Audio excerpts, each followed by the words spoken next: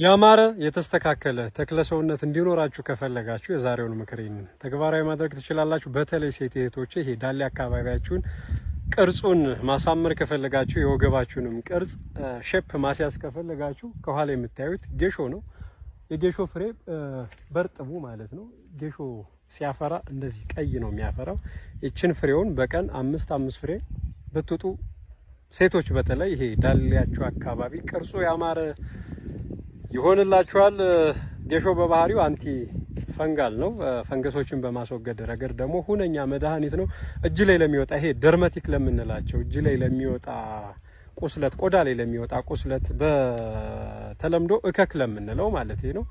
እሱን ቀንበጡን ተሰበስቡና ወቅጣችሁ ወዲያው ብትቀቡት ወዲያውኑ አፋጣኝ ምላሽ ይሰጣል። እንዲሁም ደግሞ የምግብ ሰብሎችን የሚያጠቃ ፈንገስን ለማስወገድም ይረዳል።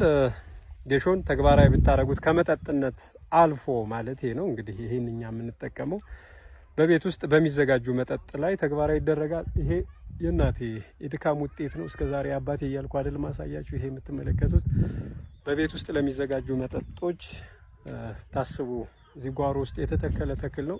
የአባቴ ደግሞ የስራ ውጤት እዛ ታች እያያችሁ ነው።